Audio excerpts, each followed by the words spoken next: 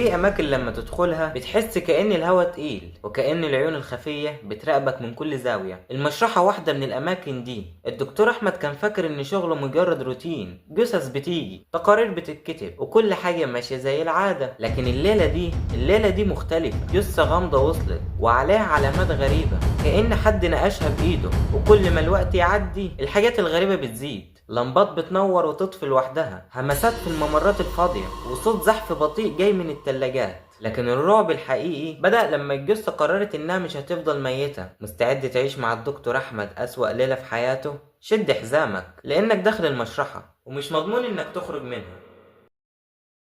الليلة بردها يقطع العظم. كان الدكتور أحمد واقف في المشرحة بيخلص شغله كالعادة. المكان كان هادي إلا صوت التكييف كان بيزن في الخلفية، واللمبات كانت بتطفي تفتح لوحدها كأنها بتلعب لعبة الرعب معاهم جوه. الدكتور أحمد كان شغال في المستشفى الحكومي بقاله 6 سنين وشاف كل أنواع الجثث، بس اللي حصل الليلة دي كان أبعد بكتير عن أي حاجة شافها قبل كده. جات له مكالمة من الأمن إن في جثة جديدة جاتت ولازم يتعامل معاها. نازل يستلمها، ولما فتح الكيس الأسود لقي راجل في الأربعينات ووشه متغطي بخدوش غريبة زي ما يكون حد نحت على جلده. عادي، ألف نفسه، دي مجرد جثة زي أي جثة. لكنه ما كانش يعرف إن اللي قدامه ده مش مجرد جثة.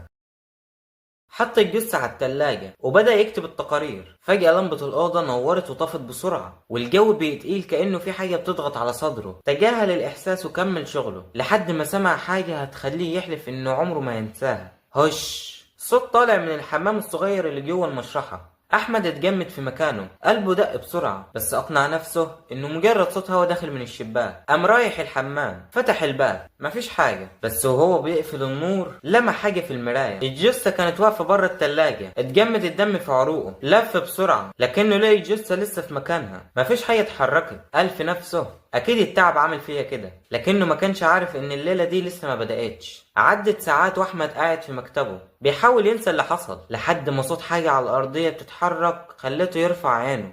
الجثة كانت بره التلاجة وبتزحف ناحيته. وقع الكرسي من تحته، قلبه كان هيقف. مسك التليفون يتصل بالامن، لكن الشاشة كانت سودة، البطارية فصلت. بص قدامه لقي الجثة كانت اقرب، بس المرة دي وشها كان متغير، عيونها مفتوحة. سمع صوتها وهو بيترعش: انا ما متش. احمد صرخ وجري من المشرحة، وهو بيجري اتخبط في الحارس بتاع الامن اللي كان جاي يطمن عليه. لما جروا معاه جوه، الجثة في مكانها ما اتحركتش. الحارس بصله باستغراب وقال له: انت شكلك تعبان، الجثة دي وصلت لنا هنا من يومين ومتسجل انها محروقة بالكامل بعد حادثة محدش لمسها. احمد حس بركفة في ظهره، بص للجثة وكان متأكد ان الليلة دي مش هتعدي على خير.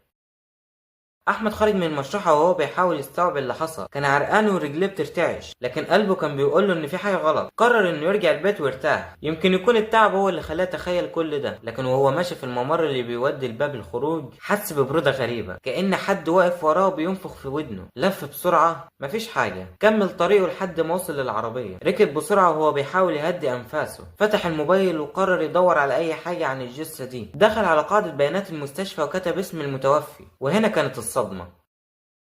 الملف غير موجود. ازاي؟ الجثة دي جت النهاردة، الامن سلموا الملف بنفسه، ازاي مفيش اي اثر ليها؟ قرر يرجع المستشفى، لازم يعرف الحقيقة. رجع المشرحة وهو بيبص حواليه، الدنيا كانت ساكتة بطريقة مرعبة وكأن المكان كله حابس نفسه. فتح باب التلاجات والجثة ما كانتش هناك، اتجمد في مكانه. الجثة اللي من شوية كانت موجودة دلوقتي اختفت تماما. صوت تقطيع عظم جه من وراه. لف ببطء، قلبه كان هيقف.